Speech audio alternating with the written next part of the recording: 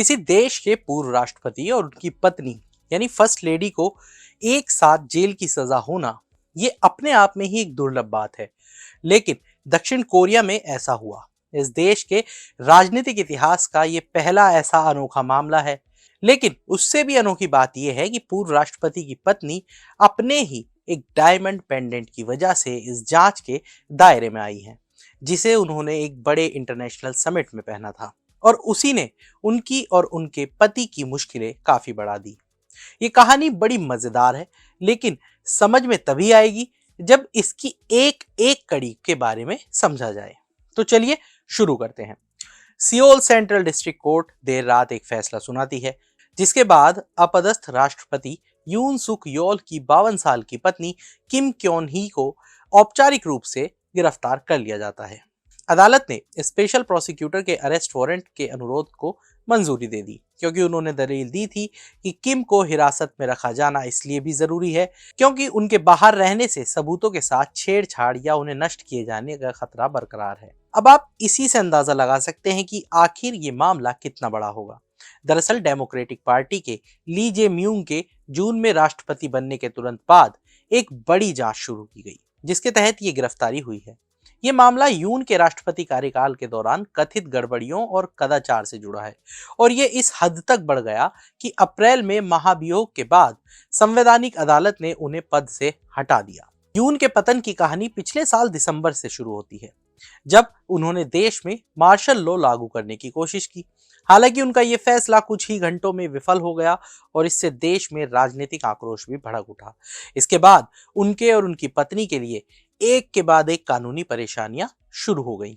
यून को वहां विद्रोह और सत्ता के दुरुपयोग के आरोप के चलते सजा सुनाई गई है, तो वहीं उनकी पत्नी किम पर रिश्वतखोरी, स्टॉक मैनिपुलेशन और गैर कानूनी राजनीतिक प्रभाव से जुड़े कई आपराधिक आरोप हैं। किम अब सियोल के नंबू डिटेंशन सेंटर की एक सेल में रह रही हैं, जबकि उनके पति सियोल डिटेंशन सेंटर में हिरासत में हैं। फैसले वाले दिन किम काले सूट में अदालत पहुंची। उन्होंने बाहर इकट्ठा हुए पत्रकारों को ग्रीट किया, लेकिन उनके सवालों का कोई जवाब नहीं दिया। कोर्ट रूम के अंदर 4 घंटे से ज्यादा समय तक सुनवाई चली, जिसमें प्रोसिक्यूटर ने कई सबूत पेश किए और तर्क दिया कि उनके बाहर रहने से दस्तावेजों को नष्ट करने या गवाहों के काम में हस्तक्षेप करने का गंभीर खतरा पैदा हो गया है। जज जियोंग जेवुक ने इन दलीलों को मानते हुए कहा कि सबूतों से छेड़छाड़ की आशंका के चलते उन्हें हिरासत में रखना जरूरी है।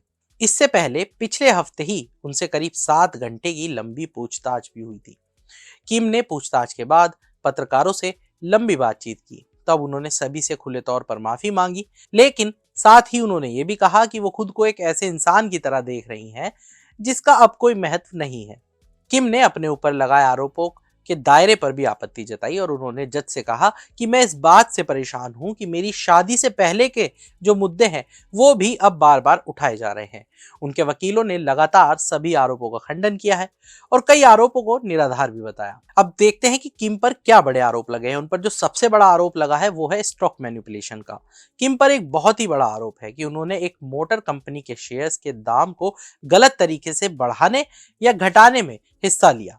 ये कंपनी दक्षिण कोरिया यानी साउथ कोरिया में एक बड़े ब्रांड की कार बेचती है। आरोप है कि किम इस शेयर मंडी के खेल में शामिल थी। प्रोसिक्यूटर का आरोप है कि 2009 और 2012 के बीच किम ने कई लोगों के साथ मिलकर कंपनी के शेयर की कीमतों को आर्टिफिशियली बढ़ाने की साजिश रची, जिससे 80 करोड़ वॉन से ज्यादा का फायदा हुआ। ये आरोप नए नहीं हैं। वित्तीय गड़बड़ियों में उनके कथित तौर पर शामिल होने की अफवाहें और मीडिया रिपोर्ट यून के राष्ट्रपति कार्यकाल के दौरान भी खूब सामने आई थी, लेकिन उनके पति के पद पर रहते हुए कोई कानूनी कार्रवाई नहीं हुई। उल्टा तत्कालीन राष्ट्रपति यून इन आरोपों की जांच की मांग को विरोधियों का राजनीतिक हमला बताकर लगातार खारिज करते आए। नए प्रशासन ने मामले को फिर से खोल दिया और प्रोसिक्यूटर्स का मानना है कि अब उनके पास आरोप लगाने के लिए पर्याप्त सबूत हैं। किम और उनके पति पर आरोप है कि उन्होंने 2022 में एक खास चुनाव में अपने मनपसंद उम्मीदवार को पार्टी का टिकट दिलाने के लिए कंजर्वेटिव पार्टी यानी पीपल पावर पार्टी पर गलत दबाव डाला। ये सब एक राजनीतिक दलाल म्यून टाइक्यून की मांग पर किया गया था।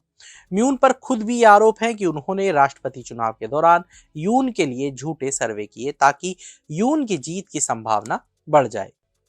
प्रोसिक्यूटर्स का कहना है कि ये फ्री सर्वे, जिनकी कीमत करीब 270 मिलियन वॉन से ज्यादा है, असल में एक तरह के गैर कानूनी राजनीतिक पैसे से किए गए थे। ये सारे आरोप किम को एक बड़ी राजनीतिक साजिश से जोड़ते हैं, जिसमें पार्टी के उम्मीदवार चुनने के तरीके में गड़बड़ी की गई है। प्रोसिक्यूटर का यह भी कहना है कि किम ने बिजनेस या राजनीति में फायदे के लिए बहुत महंगे महंगे तोहफे भी लिए हैं। इनमें से एक बेहद ही कीमती वैन क्लिफ्स एंड एप्पल्स का स्नोफ्लेक पेंडेंट भी है, जो 18 कैरेट व्हाइट गोल्ड और महंगे डायमंड से बना है, जिसकी कीमत लगभग 60 मिलियन वॉन यानी करीब 43,000 डॉलर है बताई जाती है। हालांकि ये हार पहनना ही उनको भारी पड़ गया, जो बाद में चर्चाओं का विषय बन गया। दरअसल किम ने यह हार उस वक्त पहना था जब वे यून के साथ 2022 में नाटो समिट में गई थी।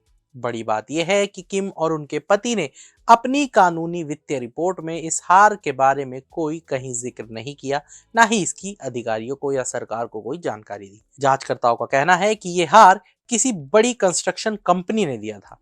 कंपनी के चेयरमैन पर आरोप है कि उन्होंने ही ये पेंडेंट खरीदा था, और अब इस मामले की ये भी जांच की जा रही है कि नाटो समिट से कुछ समय पहले ही तत्कालीन प्रधानमंत्री हान डक-सू के चीफ ऑफ स्टाफ के रूप में कंपनी के चेयरमैन के दामाद की नियुक्ति का मामला कहीं इससे ही तो नहीं जुड़ा है।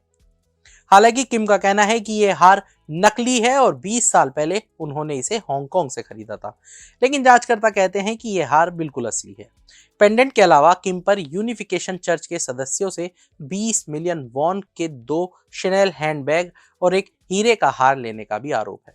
जांचकर्ताओं का आरोप है कि कंबोडिया में डेवलपमेंट प्रोजेक्ट में चर्च की रुचि थी और उसी से ये मामला जुड़ा है। किम की गिरफ्तारी के एक दिन बाद ही वियतनाम से लौटने के बाद उनके एक करीबी सहयोगी को भी हिरासत में लिया गया था।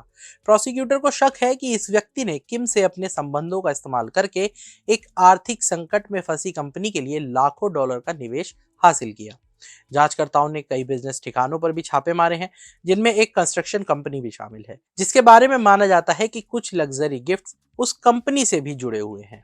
और इस बात की भी जांच की जा रही है कि क्या 2022 में यूरोप की यात्रा के दौरान किम ने जो 43,000 डॉलर का हार पहना था, वो भी किसी राजनीतिक लाभ से तो जुड़ा नहीं है। हालांकि किम का कहना है कि वो हार भी असली नहीं बल्कि नकली है। तो आज के इस वीडियो में इतना ही। बाकी तमाम बड़ी खबरों के लिए जुड़े रहिए मनी कंट्रोल हिंदी के साथ। आप हमारे यूट्यूब चैनल को सब्सक्राइब करें, फेसबुक पेज को लाइक करें, और अब व्हाट्सएप के जरिए भी आप हमसे जुड़ सकते हैं। व्हाट्सएप चैनल का लिंक आपको कमेंट बॉक्स में मिल जाएगा। तब तक के लिए धन्यवाद।